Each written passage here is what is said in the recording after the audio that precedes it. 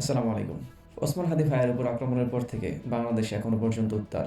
অনেক মিছিল, অনেক বিক্ষোভ সমাবেশ এবং অনেক প্রতিবাদী বক্তৃতা এসেছে বিভিন্ন রাজনৈতিক দল এবং ব্যক্তিবর্গের কাছ থেকে। তরুণ ছাত্র সমাজ এখনও অপেক্ষায় বসে আছেন ওসমান হাদি কখন ফিরবেন আমাদের মাঝে।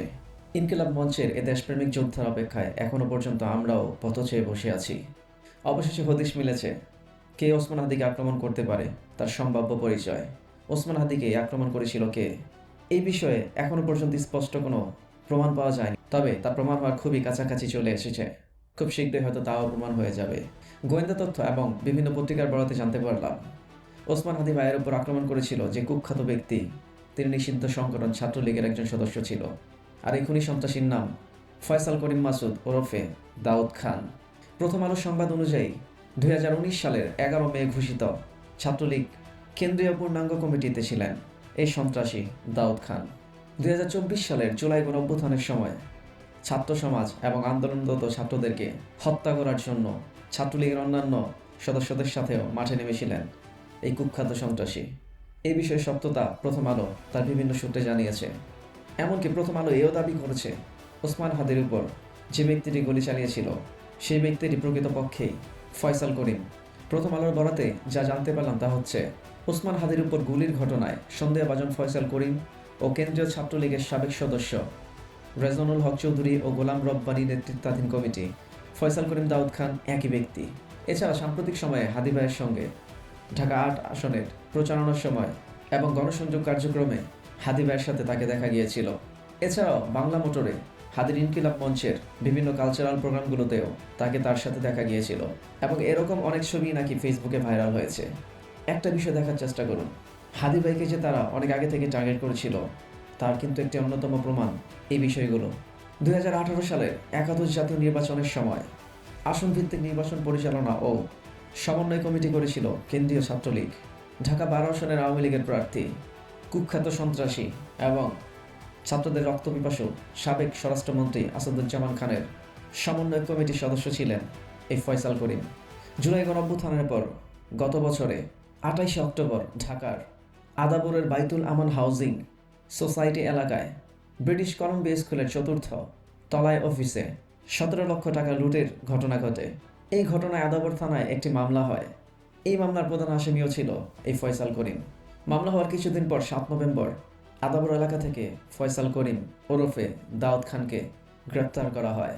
তখন তার কাছ থেকে 2টি বিদেশি পিস্তল, 2টি ম্যাগাজিন, 5টি গুলি, 3টি মুঠোফোন ও 5,000 টাকা উদ্ধার করেছিল র্যাব।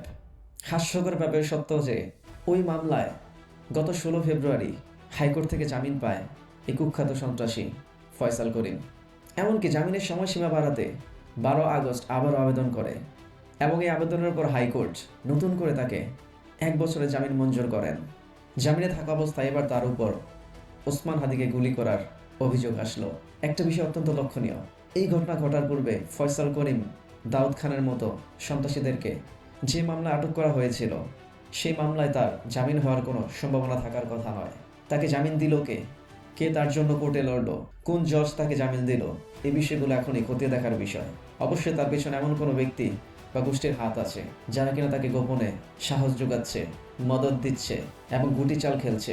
প্রথম আলো প্রশ্ন করেছে, এরকম লুটের ঘটনায় 2টি অস্ত্রসহ গ্রেপ্তার হওয়া ব্যক্তি এত অল্প সময়ের 3 মাস 8 দিনের মধ্যে কিভাবে জামিন পেলেন তা নিয়ে প্রশ্ন করা উচিত। মূলত এই বিষয় নিয়ে এখনও পর্যন্ত সামাজিক মাধ্যমে প্রচুর লেখালেখি হচ্ছে।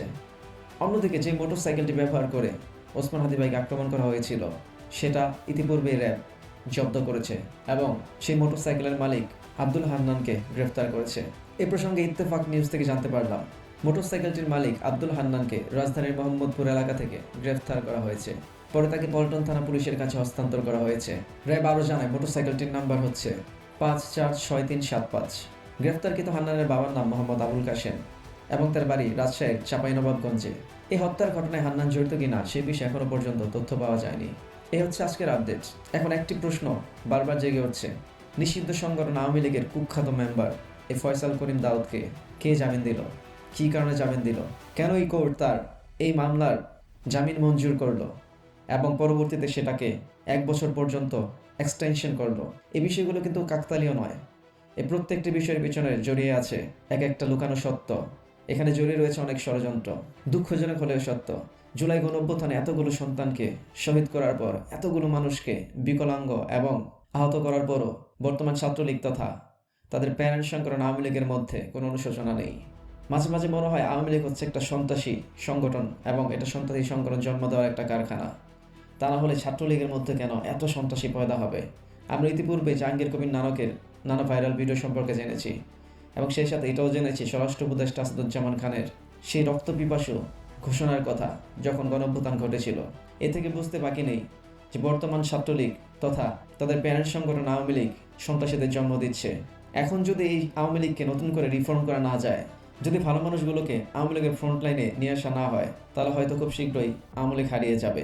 আমরা আওয়ামী লীগের ফেরার বিপক্ষে নয়, তবে আওয়ামী লীগের রিফর্ম দরকার, আর সেটা অবশ্যই হতে হবে সুষ্ঠু মন মানসিকতাকে নিয়ে, অথবা এই আওয়ামী লীগকে চিরতরে নিশ্চিহ্ন করে দিতে হবে বাংলার জমিন থেকে।